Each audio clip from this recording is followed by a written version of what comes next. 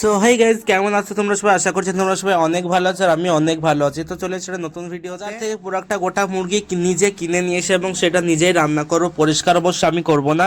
তো পুরো ভিডিওতে থাকছে সেই সমস্ত ফুটেজ। তো চলো, এখানে মুরগিটা কিন্তু পরিষ্কার করা কমপ্লিট হয়ে গেছে, সেটা দেখাতে পারিনি কারণ আমি একটু হাত লাগাচ্ছিলাম, যেহেতু এই ভিডিওটা সম্পূর্ণ একাই বানাচ্ছিলাম। আর এখানে দেখো পাগুলো সমস্ত পুড়িয়ে একদম ঝলসানো হয়ে গেছে, এখন শুধু কেটে পরিষ্কার করে রাখ।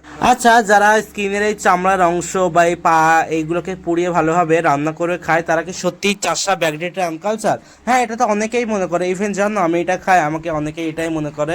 কিন্তু না, এইগুলো এই এই সুন্দর করে পরিষ্কার করে, এতে তো কোনো ময়লা থাকে না। পরিষ্কার করে মশলা দিয়ে একদম ভাজলে যা সুন্দর খেতে লাগে, যারা খায় এটা শুধুমাত্র তারাই জানে। বাট যারা খায় না তারা এটাকে খুবই ঘৃণার চোখে দেখে। তো চিকেনটা পরিষ্কার করে তারপর চলো দেখা হচ্ছে।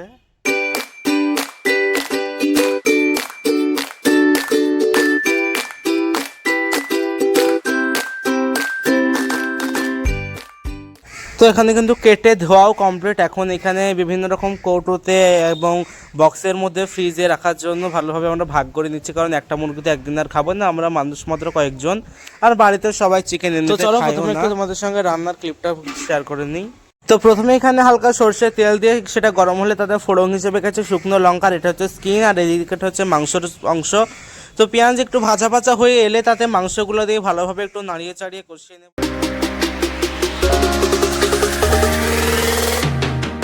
ভালো করে পেঁয়াজের সঙ্গে মাংসটা একটু কালারটা চেঞ্জ হয়ে এসছে, মানে সাদাটে হয়ে এসছে, তখন এতে দিয়ে দিতে হবে একটু শুকনো লঙ্কা বাটা, আর তারপর হচ্ছে আদা রসুন বাটা, পেঁয়াজ বাটা, সমস্ত কিছু দিয়ে দেবো, মশলা যা লাগে আর কি বেসিক্যালি। তারপরে আবার একটু ভালো করে নাড়িয়ে চাড়িয়ে নিয়ে একটু কষিয়ে নেব। এখন সামান্য জল দিয়ে দেবো যাতে লেগে না যায় নিচে পুরো পেঁয়াজটার মাংসটা।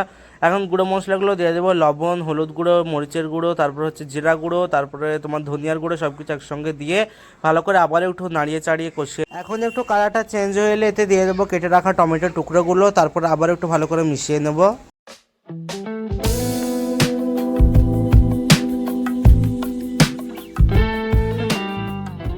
ওইদিকে মাংসটা আস্তে আস্তে সেদ্ধ হোক, চলো ততক্ষণে আমরা এদিকে চামড়ার প্রসেসিংটা শুরু করেই দিই। একটি কড়াই গরম হয়ে এলে তাতে সরষের তেল এবং তাতে সামান্য পেঁয়াজ, সামান্য বেশ অনেকটাই পেঁয়াজ দিতে হবে, যত পেঁয়াজ দেবে ততই সুন্দর হবে। তো পেঁয়াজটা একটু ভাজা ভাজা হয়ে এলে আগের মতোই এইবারও একটু ভাজা ভাজা হয়ে এলেই চামড়াটা বা স্কিনের অংশটা পুরোটাই দিয়ে দেবো, সঙ্গে কাঁচা লঙ্কাও কিন্তু দিয়েছি, তাতে একটু ঝাল ঝাল হয়, কারণ আমি ঝাল খেতে ভীষণই পছন্দ করি। আগুনের কাছে অনেকক্ষণ দাঁড়িয়ে রাখার জন্য বা ফোনটা ধরে রাখার জন্য ফোনটা কিন্তু যথেষ্ট টেম্পারেচার বেড়ে গেছে বা গরম হয়ে গেছে। তো চলো, আমি আর ভিডিওটা সম্পূর্ণ করছি না, পুরো শেষে দেখা হচ্ছে। এখন তোমরাই বলো এই চামড়া ভাজার কালারটা কীরকম এসছে এবং দেখতেও কীরকম এসছে। আশা করছি তোমরা বুঝতেই পারছো খেতেও কেমন হবে। তো সেটা আমরা খেতেই বুঝতে পারবো, দেখে তো আর সব কিছু বোঝা যায় না। তো চলো সব দেখা হচ্ছে একদম সব শেষে। তো ওইদিকে চলো দেখি না একবার চিকেনটা কীরকম হলো।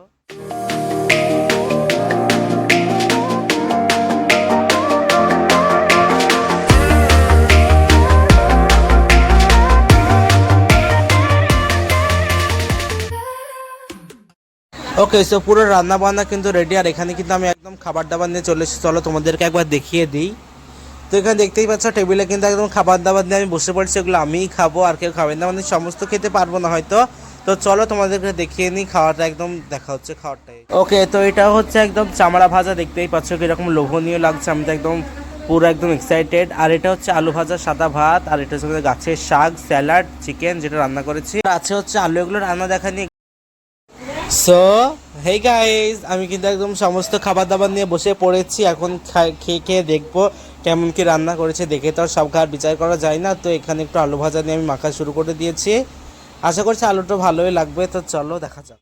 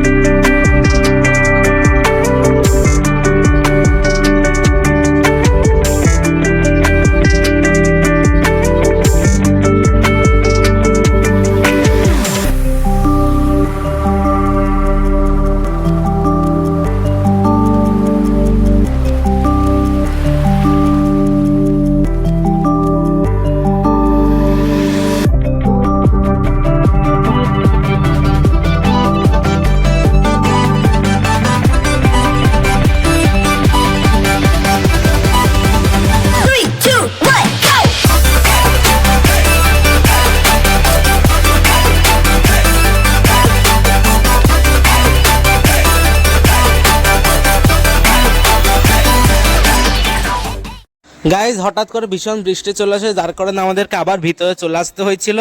মানে আমরা বাইরে বেশিক্ষণ দাঁড়াতে পারিনি, ইভেন চামড়া ভাজা খাওয়াটাও দেখাতে পারিনি, তো ভিতরে চলে এসে দেখাচ্ছি। তো চল এখানেই শেয়ার করে, ভীষণই ভালো লাগছিল চামড়াটা।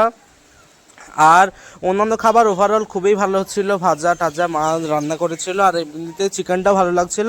আর এই চামড়া ভাজাটা যা মশলাদার হয়েছিল, দারুণ লাগছিল খেতে।